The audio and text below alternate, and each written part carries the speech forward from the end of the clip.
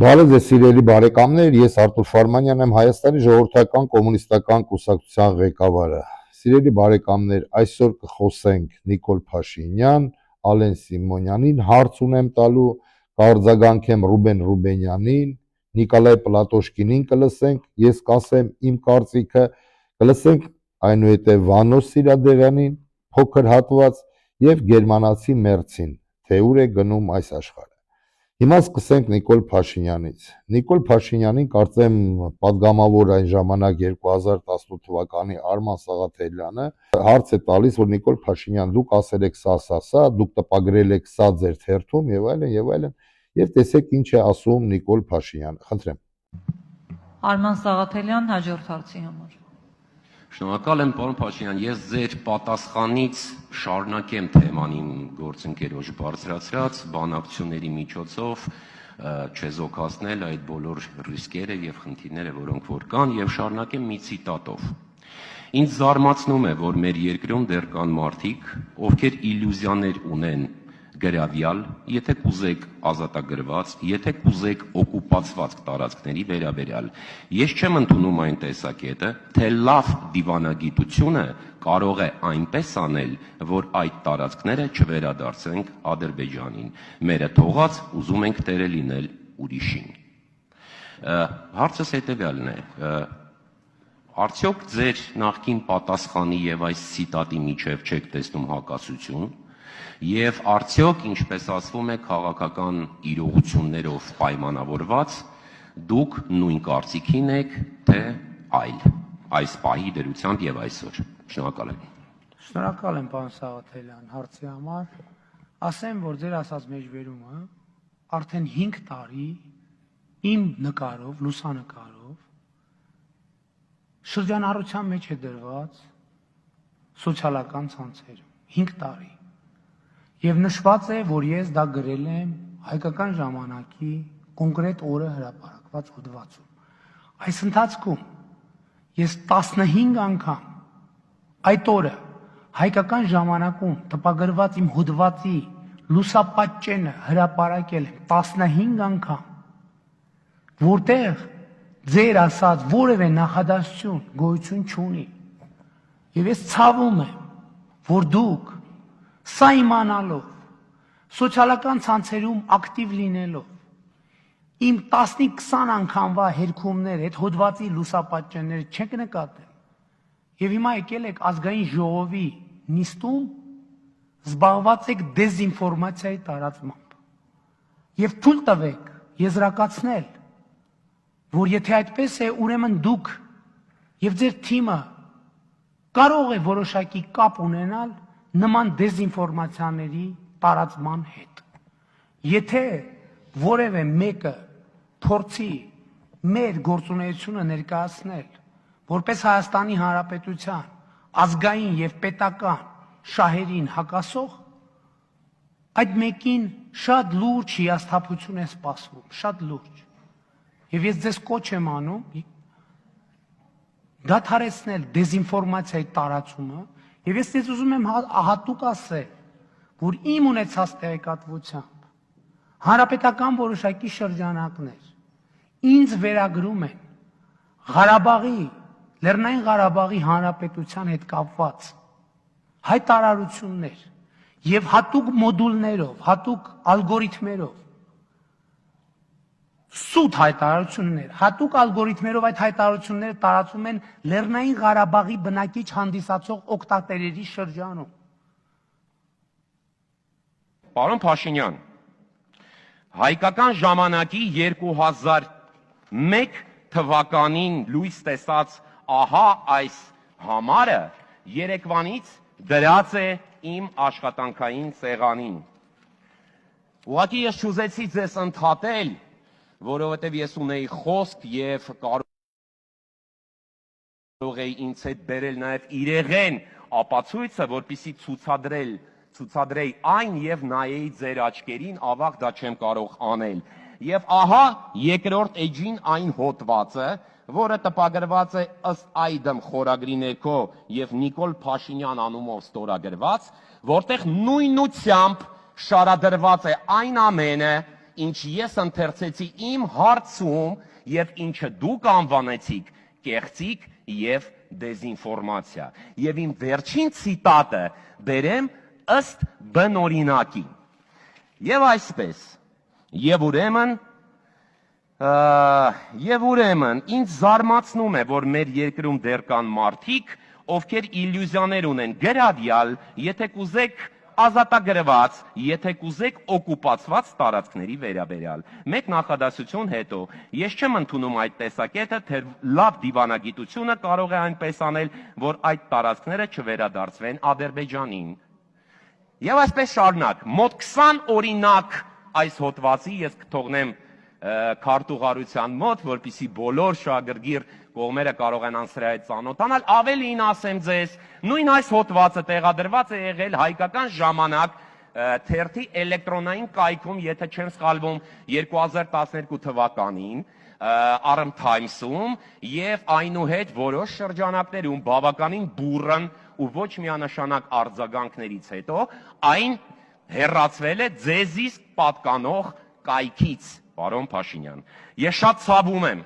սրա համար, անշուշտ դուք կարող եք միշտ փոխել ձեր դիրքորոշումը, շտկել ձեր վերաբերմունքը այս կամ այն հարցի վերաբերյալ, ելնելով, ինչպես ասվում է, քաղաքական իրողություններից, բայց համոզված եմ, որ այս ամբիոնից եւ ակնհայտ սուտը քաղաքական գործչին հարիր պահվածք չէ։ Մնացեք բարիավ, շնորհակալ եմ։ Նիկոլ Փաշինյան, բայց ոնց եղավ, որ այս որ դուք ասում եք լկտի սուտա, դա զրպարտում են, ձեր երեսը կտրել են, դրել են, բայց իտոգում եղավ սա ինչ է եղավ։ Նիկոլ Փաշինյան, շատ չեմ ուզում ձեզ անդրադառնամ, արդեն մեր հանրությունը, մեր ազգը լավ է ճանաչում, ով եք դուք, ինչի համար եք դուք, ում հետ եք դուք, ով է բերել ձեզ, ամբողջովին սա պարզ է։ Ուղղակի մեկ բառով կարամ ձեզ ասել, Նիկոլ Փաշինյան, ողորմածիկ տատս ասում էր տղա ջան, վրեդ բռնեն չեն հաստատի։ Բայց սենց մինչև ուր, Նիկոլ Փաշինյան։ Ժողովուրդ ջան, հիմա հարց Ալեն Սիմոնյանին։ Բազմաթիվ անգամ ես անդրադարձել եմ Ալեն Սիմոնյանի այն հայտարարությանը, որ նա կարծեմ դոշտ ռուսական մի հատ տելեկանալ կա, կարծեմ չգիտեմ, տելեկանալը դոշտ է կարծեմ, ասել էր մեր եկեղեցու վերաբերյալ, որ այդ իր ասած այդ բառը նստված կա տվե իմ սրտի խորքում եւ ես մինչեւ այսօր չեմ կարող դա մարսեմ եւ դա մարսելու բան է, չի։ Նա ասել էր, որ կան հոգեվորականներ մեր եկեղեցում, ովքեր զբաղվում են մանրապղծությամբ։ Հիմա հարց ունեմ տալու Ալեն Սիմոնյանին։ Ալեն Սիմոնյան, մեր ժողովրդական կոմունիստական կուսակցության պրինցիպներից մեկն է, մենք կյանքում չենք ներխուժում ոչ մեկի ընտանիք, համարելով յուրաքանչյուր ընտանիք կապ չունի ազգությունից, դա սրբություն է։ Քանի որ եթե քաղաքական գործիչը ինչ որ մի սխալ անում է, իրեն ընտանիքը այդտեղ ոչ մի իրավունքով եւ ոչ մի օրենքով պետք է չխառնված լինի։ Բայց հարցս հետեւյալը քնչի։ Ալեն Սիմոնյան, խնդրում եմ ասեք, կապ չունի կինը թե տղամարդը, եթե ամուսնանում են եւ տարբերությունը լինում է 20, 21, 25 տարի իրեն զույգի հետ, դա մանկապղծություն է թե ոչ։ Այսինքն, չեմ ուզում ինչ որ բան ասել, եթե դուք կամ ես 30 տարեկան ենք, կամ 25 տարեկան ենք, կամ միգուցե 20 տարեկան ենք, մենք հետագայում ամուսնանում ենք այն երեխայի հետ, ով նոր ծնվել է, դա մանկապղծություն է թե ոչ։ Հարմար լինի, խնդրում եմ արձագանքեք։ Շնորհակալություն նախնապես։ Հիմա տեսնենք ինչ է ասում Ռուբեն Ռուբենյանը։ Երեք կարծեմ իմ ուղերձում, իմ ելույթի ժամանակ նույն հարցի շուրջ ես խոսացել եմ Վահագն Ալեքսանյանի հետ, որը էլի գոռում կոչում է խաղաղություն։ Ժողովուրդ ջան, բացատրեմ այս մարդկանց, ես իրենց ասել եմ, ես իրանց կողքից, իրանց վերևից տեղ չեմ իջնելու։ Իրանք իշքան խոսան, ես այդքան խոսալու եմ։ Իրանք իշքան ուզենան ժողովրդին, որքան ուզենան ժողովրդին խաբեն, ես այդ խաբելը իրանց բացահայտելու եմ եւ ներկայացնելու եմ մեր հայ ազգին, մեր հանրությանը։ Այլևս հայ ժողովուրդս, հայ ազգս չի լինելու խաբված, չի լինելու։ Հերիք եղավ, բոլ եղավ, դուք իշքան խաբեք այս ժողովրդին։ Ժողովուրդ ջան, հիմա տեսնենք ինչ է ասում Ռուբեն Ռուբենյանը։ Խնդրեմ։ Տեսա, որ ընդդիմությունը ասում է, տեսեք, աշխարհում ինչ իրավիճակ է, տարածաշրջանում պատերազմ է, իսկ Փաշինյանը եւ ԿՊ-ն կարկանդակ են ուտում, եւ ճիշտ ասած լավ չեմ հասկանում, թե որտեղ է ընդդիմությունը ուզում մեզ գցել, որովհետեւ ավելի լավ գովազդ քաղաքացիական պայմանագրին, քան այն, որ մեր երկիրը պատերազմի մեջ չէ եւ մենք կարկանդակ ենք ուտում, դժվար է պատկերացնել։ Առաջին համաշխարհային պատերազմի մենք կարկանդակ չէինք ուտում, մենք պատերազմի մեջ էինք։ Երկրորդ համաշխարհայինում մենք կարկանդակ չէինք ուտում, մենք պատերազմի մեջ էինք։ 90-ականներին խորհրդային միության փլվելուց հետո մենք կարկանդակ չէինք ուտում, մենք պատերազմի մեջ էինք։ Հիմա երբ որ նկատի ունեն վերջին 10 տարիներին, երբ որ աշխարհակարգը փլուզվում է, մենք պատերազմի մեջ ենք, կարկանդակ չենք ուտում եւ վերջապես մենք կարող ենք կարկանդակ ուտել, որովհետեւ մենք խաղաղություն ենք հաստատել։ Վերջին 1 տարվա ընթացքում կես տարով կրճատել ենք զինվորական ծառայությունը, մինչև 10,000 դրամով ավելացրել ենք թոշակները, ներդրել ենք առողջապահության ապահովագրության համակարգ, որը 100,000-ավոր մարդկանց թույլ է տալիս ջրի բուժվել, կասեցրել ենք արտագաղթի գործընթացը, ապահովել ենք ներգաղթ, որովհետև 2025 թվականին առաջին անգամ պատմության մեջ ավելի շատ Հայաստանի քաղաքացի է մտել Հայաստան, քան դուրս է եկել, սա ներգաղթ է։ Եվ այս ամենը ինչպես է հնարավոր։ Առաջին հերթին բնականաբար մեր բարձր տեմպով աճող տնտեսության եւ բյուջետային եկամուտների շնորհիվ, բայց սա ինքնին ինչու է հնարավոր, կամ ասեմ ավելին, ինչու ենք մենք վստահ եւ ինչու են տնտեսվարողները վստահ, որ տնտեսությունը շարունակելու է աճել, բյուջեն շարունակելու է աճել եւ մենք հնարավորություն ենք ունենալ ֆինանսներ այս բոլոր ծրագրերը իրականացնելու համար։ Պատասխանը շատ պարզ է՝ խաղաղությունն է մեզ հնարավորություն տվել այս ամենը անել։ Խաղաղ միջավայրն է մեզ հնարավորություն տվել ունենալ վստահություն ապագայի նկատմամբ եւ գնալ այս միջոցառումներին։ Արդյոք սա անշրջելի գործընթաց է։ Չգիտեմ, որովհետեւ Ռոբերտ Քոչարյանն ու երկու օլիգարխները անում են ամեն ինչ, որպեսզի գան իշխանության, կասեցնեն խաղաղության գործընթացը եւ վերակենդանացնեն իրենց ընտանիքների հարստացման գործընթացը։ Եվ հետեւաբար հունիսի 7-ին նրանք պիտի ստանան 0 ձայն։ Ռուբեն Ռուբենյան, ինչ խաղաղության մասին եք խոսում։ Ինչ խաղաղության մասին եք դուք խոսում այսօր։ Ինչ եք բլթեցնում, ինչ աճի մասին եք խոսում։ Որտեղ է այդ աճը։ Որտեղ է այդ աճը, մի հատ sense հանեք կողեք աչքս, հոմ գրելով չի թվերը։ Ինչի եք դուք ստում, այդ եմ ուզում հասկանալ։ Եթե դուք ուզում եք ինչ-որ ժողովրդին համոզեք ընտրություններից առաջ քարոզարշավ եք անում, այդ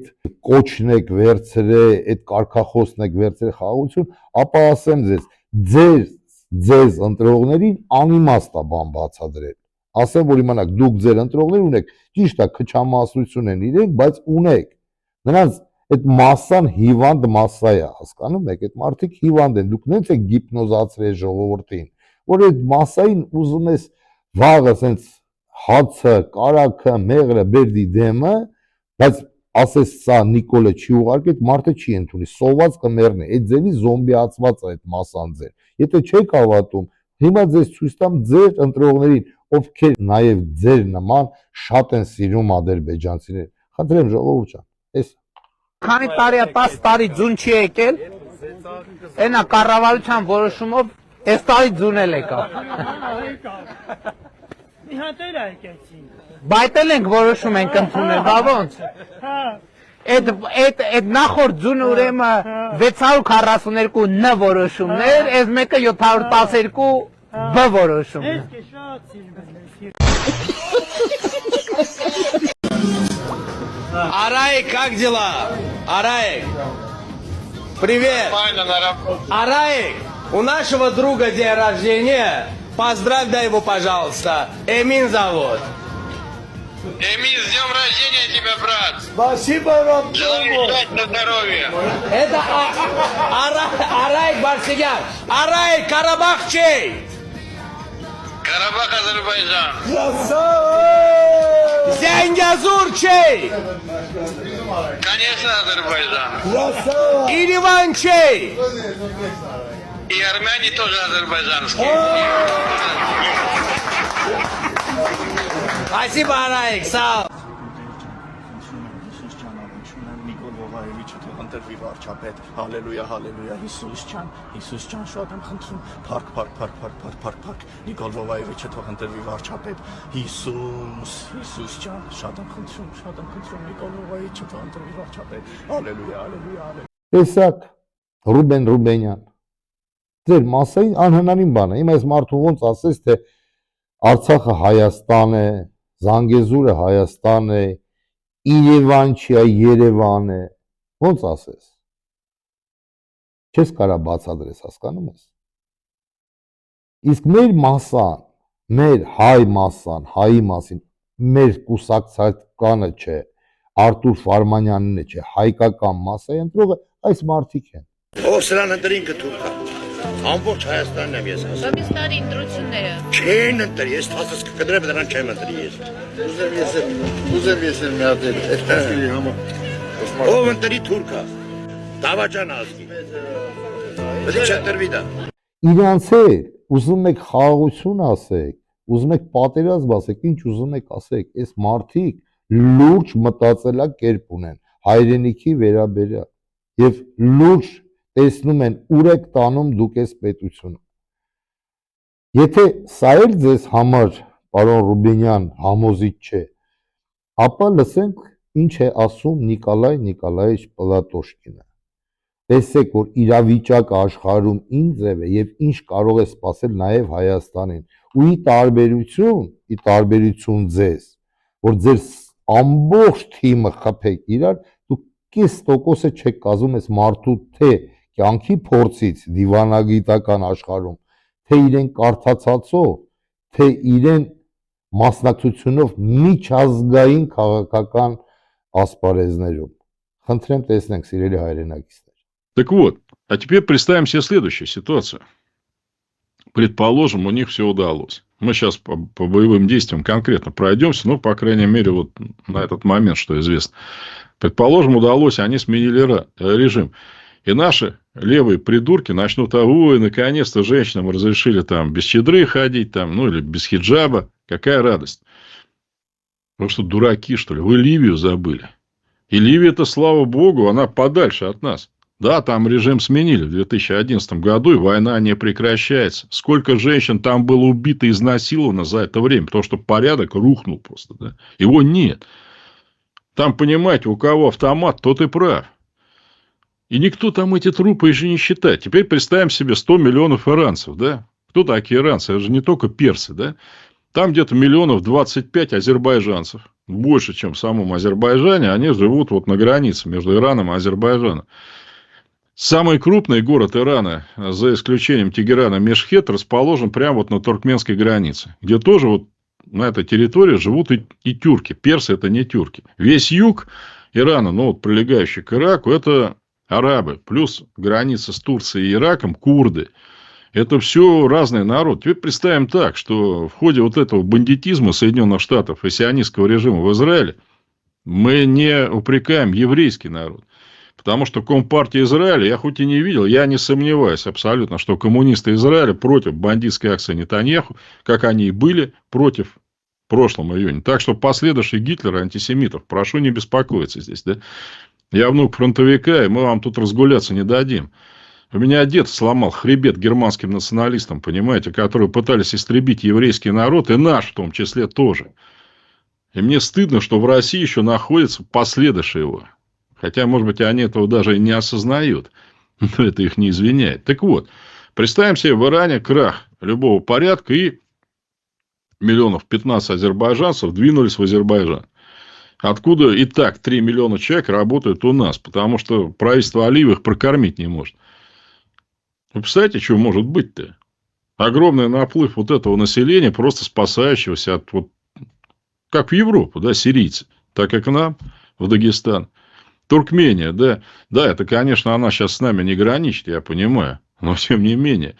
И плюс еще Каспийское море, откуда из Ирана прямой доступ тебе и в Астрахань там. Ведь, понимаете, как сейчас переправляются бедные ливийцы эти в Европу, да, измученные гражданской войной. Ну, по Средиземному морю. Их тонет там, конечно, очень много. А Каспийское море, оно даже менее, что называется, сложное для переправки, чем Средиземное. Оно мелкое там, в общем, и кругом территория. Вы представляете, что может произойти даже с этой пошлой, прагматичной точки зрения, если там рухнет режим? И вместо него ничего не возникнет.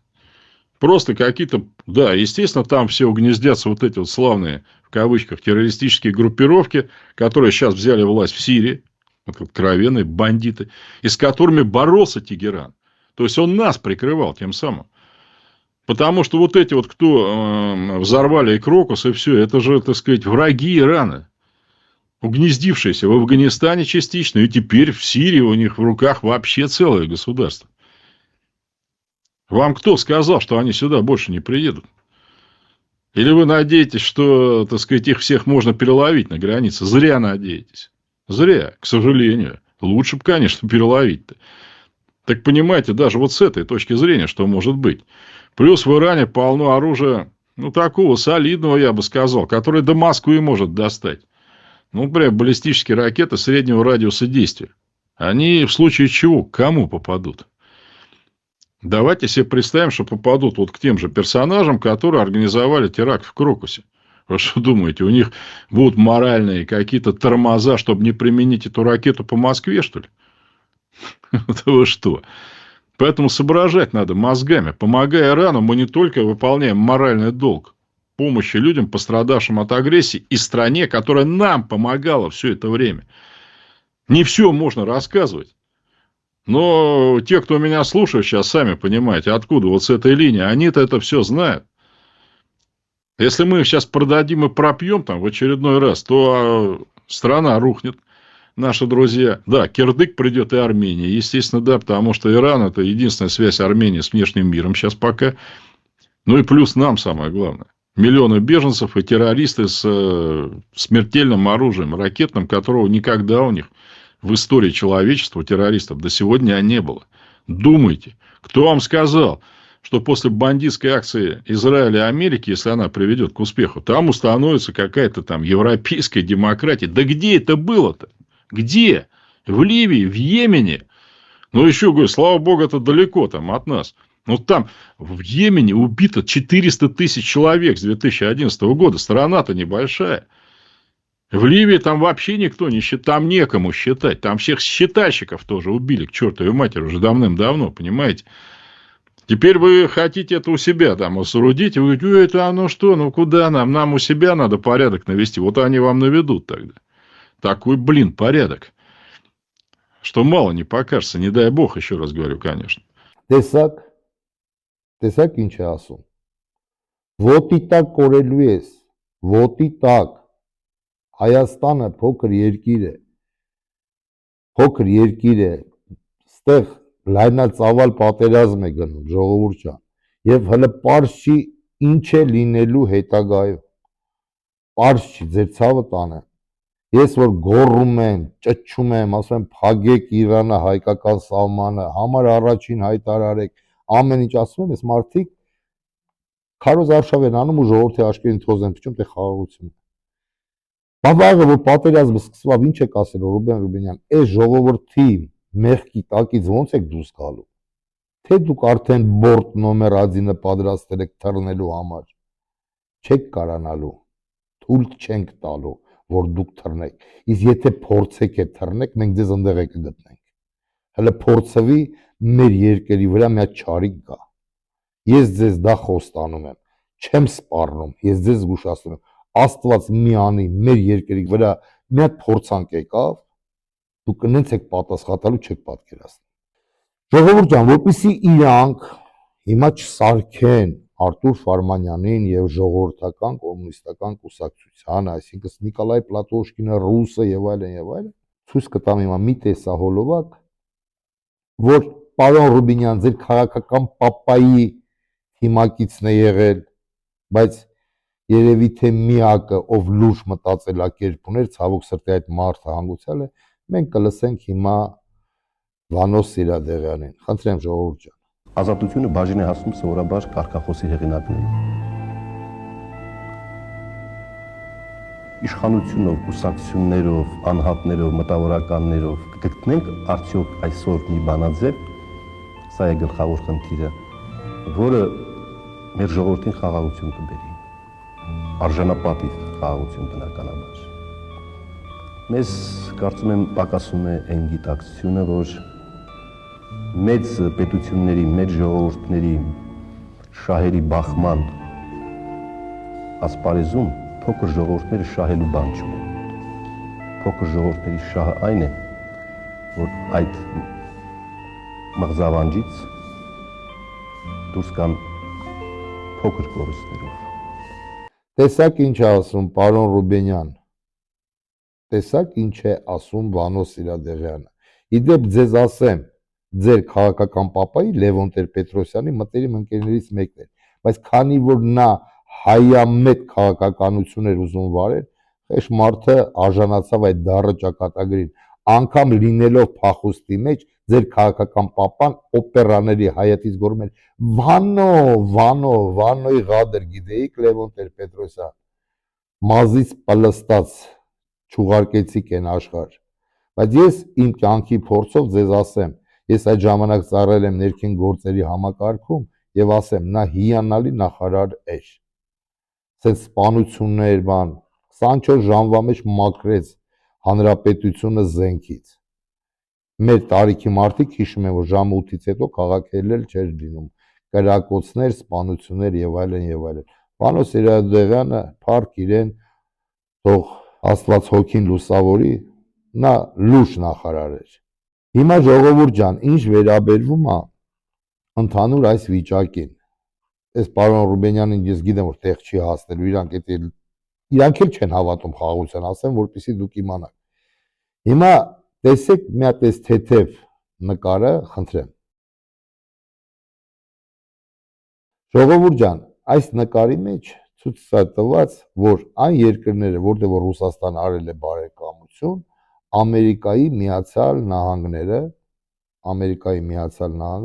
սարքել են զրոյացրել են, այդպես ասած, այդ պետությունները։ Եվ երբ որ մենք ասում ենք, որ Հայաստանի Հանրապետությունը պետք չի Ամերիկայի Միացյալ Նահանգներին, եւ Ամերիկայի Միացյալ Նահանգները եւ ջհուդները հետապնդում են միայն իրենց հետաքրքրությունը ռեգիոնում, այսինքն հարված Պարսկաստանին, տվյալ դեպքում Իրանի Իսլամական պետությանը խաոսի վերածելով այդ երկիրը, որը կընկնի Աստված միանի այդ կրակը մեր տարածքների վրա, դուք շատերդ մտածում եք, որ սա ինչ որ ֆանտաստիկայի աշխարհից է, բայց դա դառը իրականություն է։ Եվ այս պատերազմը դեռ վերջինը չի, քանի որ այսօր Եվրոպայում կներեք փողոցային բառից համար աբիժնիկ գերմանացիները, որ մեր պապերը 1945 թվին վզերը ջարդեցին, այսօր մտածում են նոր պլաններ, նոր պատերազմներ եւ վերցնելով կոզր Ուկրաինան։ Խնդրեմ, ինչ է ասել իրենց կանցլեր Մերցը։ Ուշադրություն, նայենք։ Буквально только что Европа сделала шаг, который сложно назвать иначе как историческим. И это не просто громкое заявление. События последних суток действительно ощущаются как нечто большее, чем очередная подборка новостей. Все указывает на то, что мы стали свидетелями настоящего перелома. Берлин, Париж, Брюссель, Лондон. Кажется, все эти столицы синхронно движутся в одном направлении. Старые правила больше не работают, а новая реальность, как водится, не потрудилась предупредить о своем приходе. И вот в этот момент Фридрих Мерц впервые озвучил то, о чем в европейских кулуарах шептались годами, но не решались сказать вслух. После закрытой встречи в Париже канцлер Германии вышел к журналистам и без привычных дипломатических формулировок прямо заявил: Германия берет на себя ответственность не только за безопасность Украины, но и за всю Европу. Никаких оговорок, никаких пауз. Исчезла та самая немецкая осторожность, к которой все привыкли. Бундесвер уже приведен в состояние повышенной готовности. В Литве развернули танковую бригаду, до 5000 военных. Немецкие истребители патрулируют небо над Прибалтикой и восточным флангом НАТО. Но, пожалуй, самым резонансным стало другое заявление. В Киеве после него повисла напряженная тишина. Мерц открыто потребовал от Владимира Зеленского обеспечить, чтобы украинские мужчины служили на родине, а не оставались в странах ЕС. Это прозвучало не как упрек, а скорее как жесткий политический ультиматум от союзника. Тем временем в Париже продолжались закрытые переговоры. В Елисейском дворце собрались Мерц, Эммануэль Макрон, Кир Стармер, Зеленский и представители США.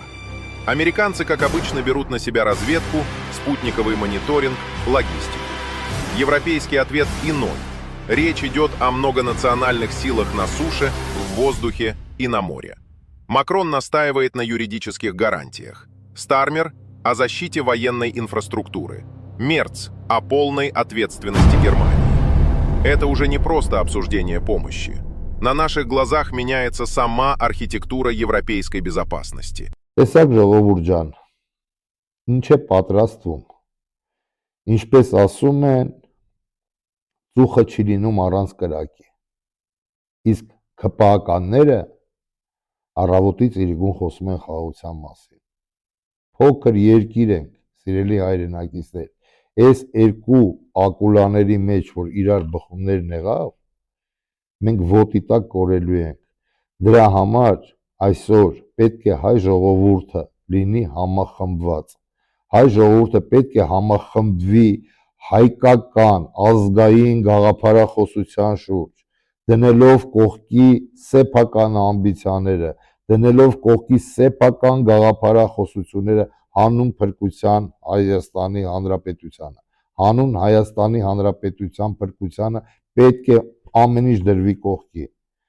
Ապրել մեռնելու ժամանակ է գալի։ Եվ այս մարդիկ խոսում են սուտի խաղաղությունից։ Այսքանն է ուզում ասեի, սիրելի հայրենակիցներ, կեցցե Հայաստանից Հանրապետությունը, կեցցե հայ ազգս, կեցցե հայկական սփյուռքը, կեցցե ջավախքահայությունս, կեցցե արցախահայությունս, կեցցե հայկական Արցախը, կեցցե մեր ավագ քույրեր եւ եղբայրները, տատիկ եւ պապիկները, ձեր ցավը տանեմ, առողջ եղեք, պինդ եղեք, ամուր եղեք, կեցցե Սուրբ Մասիս լեռս, կեցցե հայոց առաքելական Սուրբ եկեղեցին։ Ժողովուրդ ջան, լավ եղեք, ամուր եղեք, ամեն ինչ լավ է լինելու, միաբանվեք, կպեք իրար հայերով ու ամեն ինչ կլինի, հաղթանակ կլինի անխուսափելի։ Ստեսություն, հույսով եմ կհանդիպենք, Աստված բոլորիս պահապան։